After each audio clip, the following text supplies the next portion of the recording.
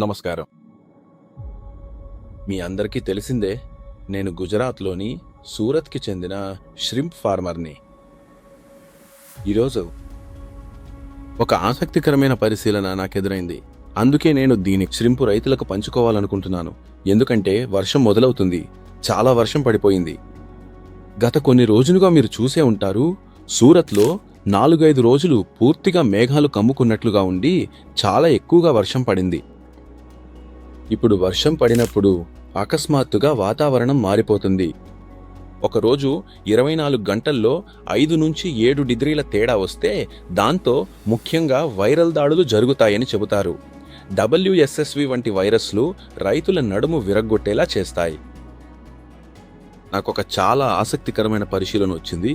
నా దగ్గర భావనగర్లో ఒక ఫారం ఉంది. అది సూరత్ నుండి సుమారు 350 కిలోమీటర్ల దూరంలో ఉంది.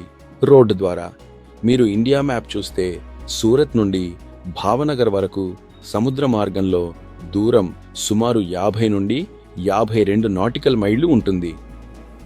ఇప్పుడు నేను మీతో ఎందుకు పంచుకుంటున్నానంటే, ఎందుకంటే చాలామంది ఇలా అనుకుంటారు, నా ప్రాంతంలో వైట్ స్పాట్ లేదు కదా అని. 10 కిలోమీటర్ల దూరంలో ఉంది, 20 కిలోమీటర్ల దూరంలో ఉంది, నా పొరుగువాడి దగ్గర లేదు కాబట్టి కొంతమంది రిలాక్స్ అయిపోతారు. ఇంకా నీళ్లు నింపడం ఆపకుండా కొనసాగిస్తారు. కానీ ఇప్పుడు నేను మీతో పంచుకుంటున్నది మీరు వింటే చాలా అలర్ట్ అవుతారు. 20 రోజుల క్రితం నా ఫార్మర్ను, నా ఫామ్ మేనేజర్ను నేను అడిగాను, ఇప్పుడే మనం సీకింగ్ చెయ్యాలా, మీరు నింపడం మొదలు పెట్టావా అని అడిగాను. ఆయన చెప్పాడు, లేదు సార్, క్రీక్లో 38-42 సెలినిటీ ఉంది. ఎందుకంటే ఆ ప్రాంతం చాలా ఎరిడ్ మరియు డ్రై ఏరియా. అక్కడ వర్షం చాలా తక్కువగా పడుతుంది. అక్కడ సెలినిటీ చాలా ఎక్కువగా ఉంది. ఇది నేను చెప్పే విషయం.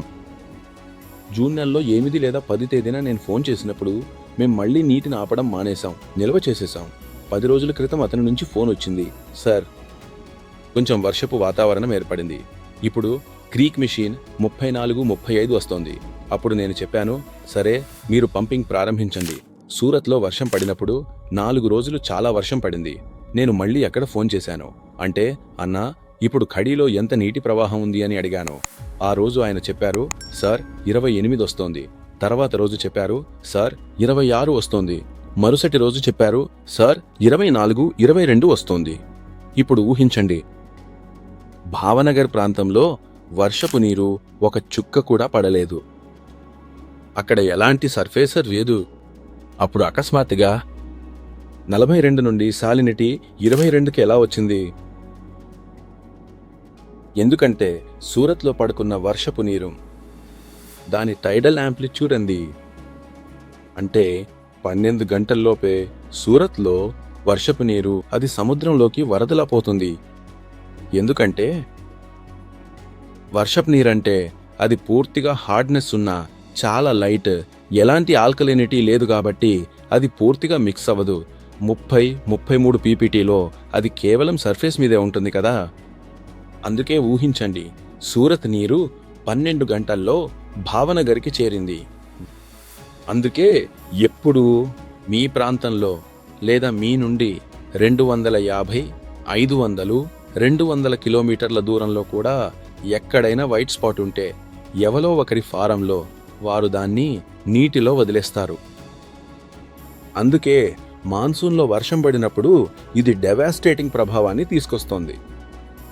ఊహించండి, గత సంవత్సరం ఇదే సూరత్ ప్రాంతంలో, దుమ్మచ్ ప్రాంతంలో, నౌసారీ ప్రాంతంలో, వల్సాద్ ప్రాంతంలో వైట్ స్పాట్ ఉన్నప్పుడు ఇక్కడికంటే ఎక్కువ నష్టం భావనగర్లో ఎందుకు జరిగిందంటే, అక్కడి ప్రజలు అనుకున్నారు వైట్ స్పాట్ అంటే సూరత్ ప్రాంతంలోనే, మన ప్రాంతంలో లేదు అని.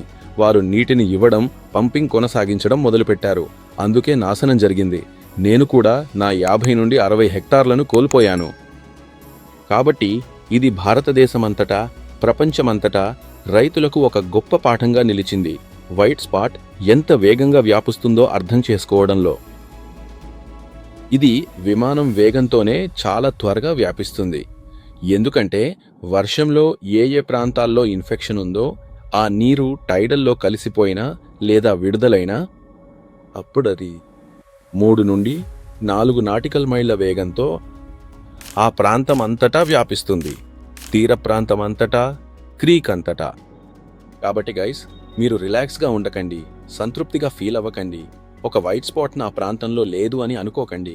మీ పంపింగ్ విషయంలో జాగ్రత్తగా ఉండండి, మీ ఫిల్టరేషన్ విషయంలో జాగ్రత్తగా ఉండండి, మీ సెటిల్మెంట్ విషయంలో జాగ్రత్తగా ఉండండి, మీ రిజర్వాయర్స్ విషయంలో జాగ్రత్తగా ఉండండి, ఇంకా చాలా చాలా జాగ్రత్తగా ఉండండి. ఎందుకంటే నేరుగా నీటిలో ఉన్న క్లోరిన్ స్వభావం గంటల వ్యవధిలోనే మిమ్మల్ని చంపగలదు. కాబట్టి ఇది నా వైపు నుండి చాలా మంచి సందేశం, చాలా మంచి పాఠం. నేను అనుకున్నాను, నా ఐస్ తెరిచాను, కనీసం నా రైతులకు, నా కిసాన్లకు ఇది చెప్పాలి. మీ ప్రాంతంలో వర్షం పడుతోంది. ఏమిటి, స్పాట్కు కొద్దిగైనా ఇన్సిడెన్స్ ఉంటే చాలా చాలా జాగ్రత్తగా ఉండాలి. భద్రత కోసం నీరు తీసుకోవడం ఆపండి. ఇది నా స్వంత అనుభవం, 30 సంవత్సరాల తర్వాత వచ్చిన పాఠం. లేదా నేను షాక్లో ఉన్నప్పుడు సూరత్లో పడిన వర్షం 12 గంటల్లోనే భావనగర్ తీరానికి చేరింది మరియు శాలినిటీ 42 నుండి 22కి తగ్గింది. ఇదే పాఠం. ఇదొక గొప్ప పాఠం, ఎందుకంటే చాలామంది అనుకుంటారు నా ఫారంలో అన్నీ బాగున్నాయి, ఒక్కసారిగా ఏమైంది అని. ఎందుకంటే సముద్రంపై తాజా నీటి ఉపరితల ప్రవాహం వల్ల ఇది గంటల్లోనే 3 నుండి 4 నాటికల్ మైళ్ళ వేగంతో వ్యాపిస్తోంది. దృశ్యం 24 గంటల్లోనే మారిపోతుంది. కాబట్టి రైతులు, సాంకేతిక నిపుణులు, స్నేహితులు ఎవరు నన్ను వింటున్నారు, దయచేసి చాలా జాగ్రత్తగా ఉండండి, అప్రమత్తంగా ఉండండి. ధన్యవాదాలు. దేవుడు మిమ్మల్ని ఆశీర్వదించాలి.